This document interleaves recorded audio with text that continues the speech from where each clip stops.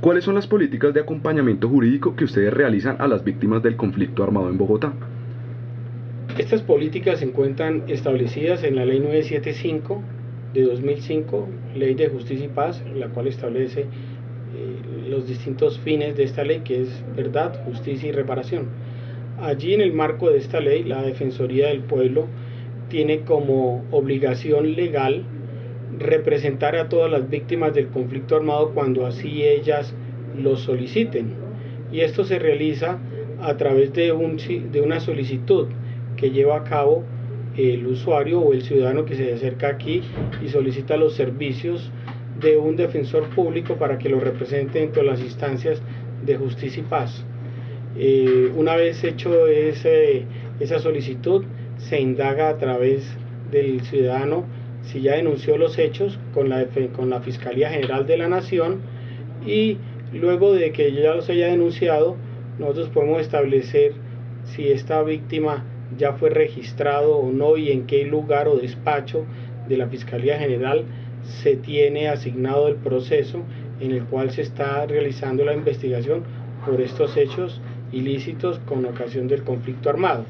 En ese orden de ideas, el abogado defensor que se le otorga tiene todas las facultades, después de que se le entregue el poder por parte del ciudadano, para indagar en los distintos despachos judiciales o en el que le haya sido asignado los hechos del cual fue víctima esta persona.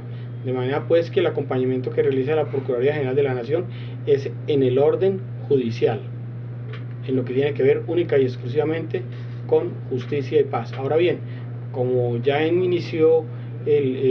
ya se expidió una ley acerca de la ley de víctimas, esperaremos a ver su reglamentación, a ver lo que sucede, cuáles van a ser las funciones de la Defensoría del Pueblo y ya específicamente qué es lo que nos corresponde realizar en pro de la comunidad que ha sido víctima del ilícito.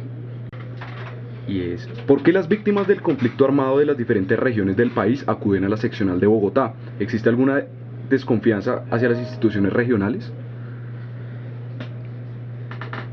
Comenzaré por el final. No creo que exista desconfianza. Lo que sucede es que la mayor parte de las víctimas del conflicto armado, y especialmente Bogotá, es el lugar donde acuden las víctimas huyendo del conflicto armado. Bogotá es la que tiene mayor número de personas desplazadas en todo el territorio nacional. Entonces es allí donde realizan generalmente las distintas denuncias por hechos ocurridos dentro del conflicto armado. No es que se desconfíe de las instituciones a nivel regional. Lo que sucede, como le digo, es que por el afán, el temor y el riesgo que corren en sus diferentes regiones, pues acuden aquí a Bogotá.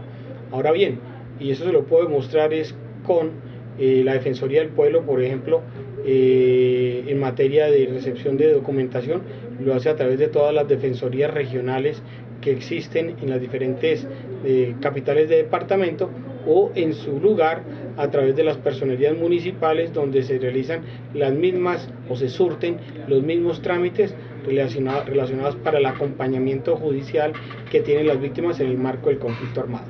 La Defensoría cuenta con estrategias para evitar retaliaciones en contra de las víctimas que solicitan procesos de reparación y restitución. Las estrategias se encuentran bien, es cierto, es dentro de la ley de víctimas, la ley 975 de justicia y paz, pero esas estrategias es más que todo acerca de lo que debe hacer el abogado defensor o representante de víctimas al momento en que una víctima le manifieste que está siendo amenazado con ocasión de la denuncia que se ha hecho en justicia y paz.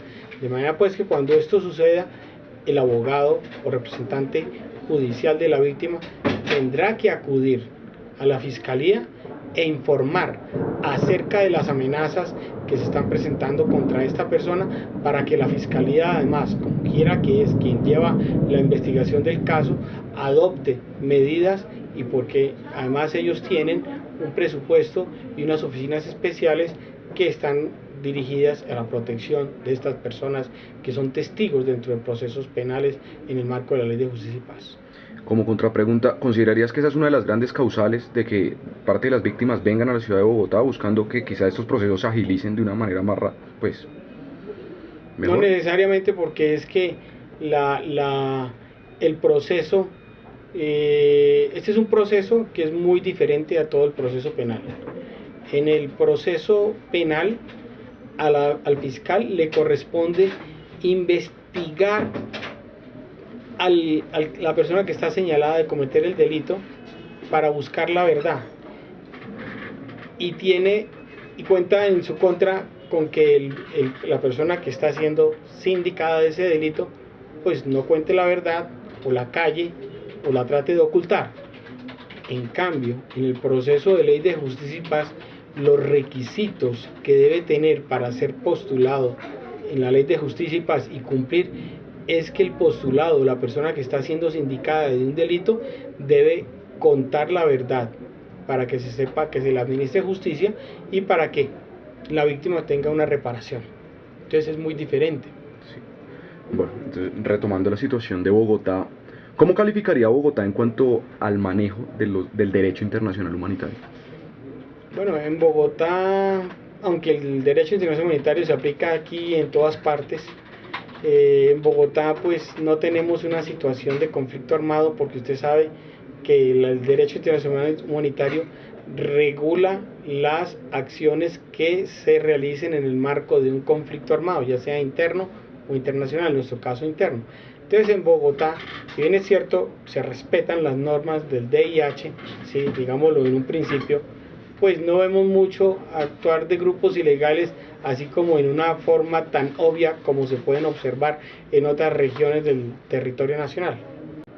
Bueno, dices que el conflicto armado en Bogotá no se presenta de una manera notoria. ¿De qué manera consideras que se presenta el conflicto en esta ciudad? Pues si bien es cierto, hemos tenido hechos que han sido relevantes y han sido violatorios al derecho internacional humanitario, como por ejemplo la bomba, que fue un atentado contra el edificio Club del Nogal. Estas no son continuamente, se presentan petardos contra la población, o contra la población civil, o contra los mismos miembros de la fuerza pública, pero esto no es muy obvio. Pero existen también otras formas de violar el derecho internacional humanitario, como por ejemplo los reclutamientos forzados de menores, y eso se realiza mucho en sitios donde hay una precariedad económica, donde los muchachos no tienen en sus familias los suficientes recursos económicos para tener una oportunidad de vida. Entonces, ¿qué ven? Una salida a su situación económica y familiar, esos muchachos yéndose a los grupos armados cuando se les ofrecen que realicen estos servicios, y ellos lo hacen, eso lo podemos observar. Bueno, para finalizar, ¿tienen ustedes alguna denuncia sobre estos casos de reclutamiento o al menos un conocimiento sustancial de estos hechos? En Bogotá no hay tanto, ¿no? Eso hasta ahora no se ha tocado en Bogotá, pero sí se ha realizado por parte de grupos armados al margen de la ley. Por ejemplo, la subversión realiza mucho esta clase, no solamente en grupos ciudadanos marginales, de barrios marginales, sino también lo vemos en universidades públicas, que se hace el reclutamiento, ya no de menores, sino ya el reclutamiento de personas. Claro, ahí ya no sería una infracción al derecho internacional humanitario, porque se supone que la mayoría de estas personas son mayores de edad y ya tienen una opción de conocimiento, y entonces entenderán la ilicitud de la actuación.